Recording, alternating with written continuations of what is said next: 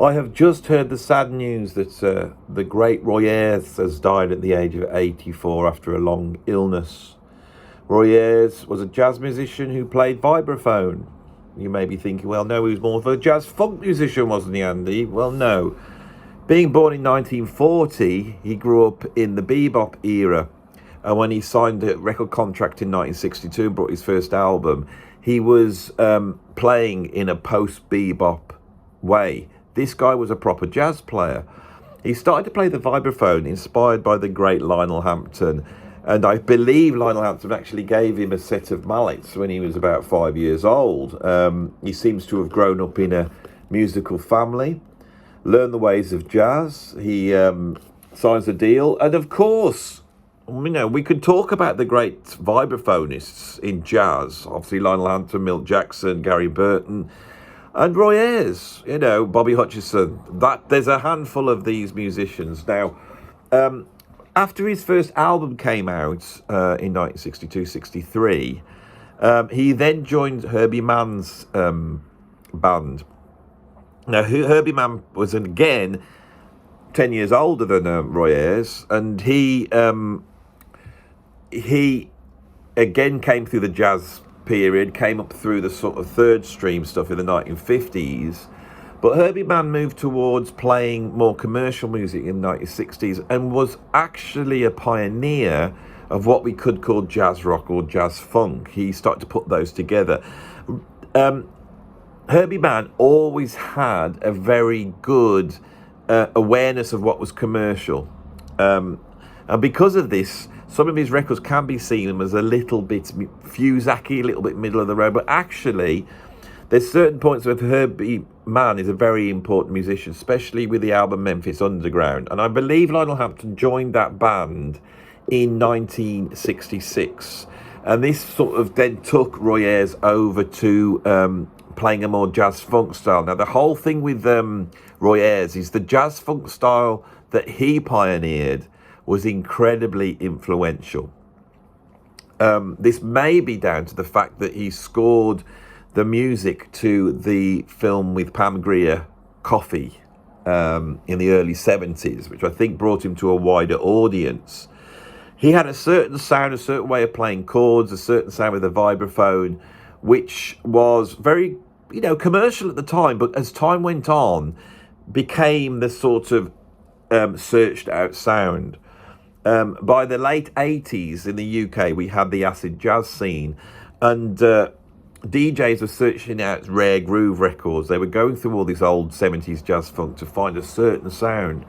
And Roy Ayers was pretty much the sound. He also influenced greatly the neo-soul sound. In fact, Jill Scott sampled Roy Ayers on her first album. In the early 90s, there was a very interesting join-up between jazz and hip-hop. And there was a couple of albums that were very, very important in this. One was Guru's Jazzmatazz, and the other one was the Red Hot and Cool Stolen Moments. Roy Ayers appeared on both. So me growing up in the early 90s, Roy Ayers was a musician that was not only coming from the 1970s, but was also around there and then and playing with the hippest, coolest people around. Later on, when I got involved in dance music, I came to realise that the greatest sort of house music DJs of all time is the Masters at Work. And they brought out an incredible house stroke Latin jazz album called New Yorican Soul with a whole host of guests. And Roy Ayers makes an appearance on 2 of those tracks, playing vibraphone, but also singing. Roy Ayers had an incredibly funky voice. He had a very soulful sound, and the vibes were so smooth.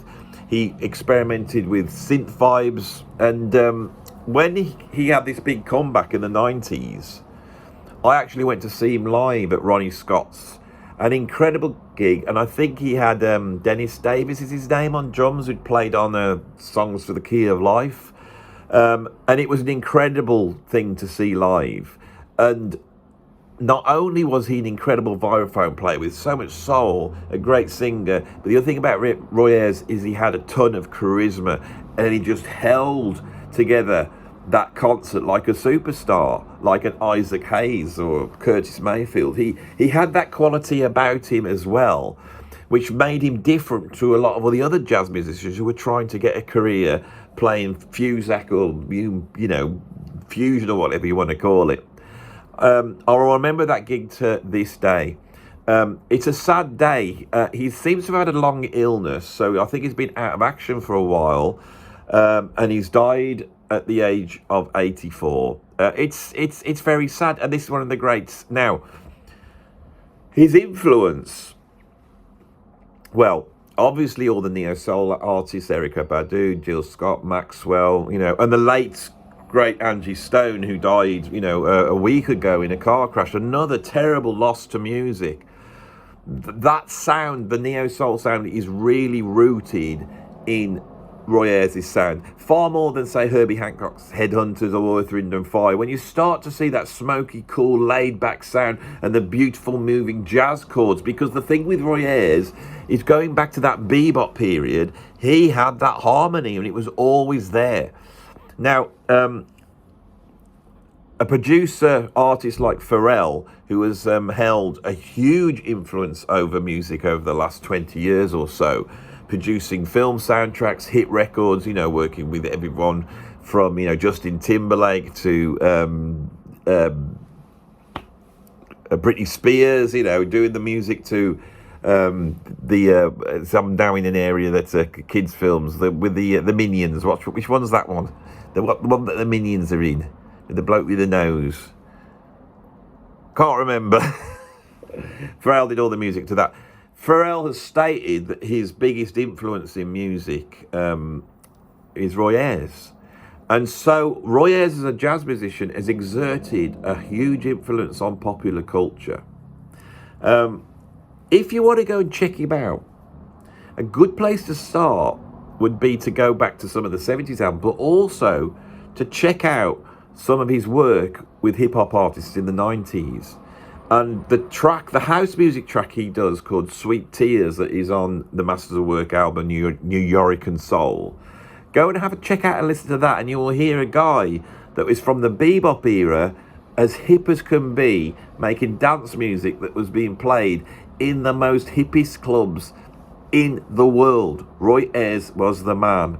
And even at the age of 84, when I think of him, he still seems like one of the coolest guys around. So we bid you adieu, Mr. Ayers.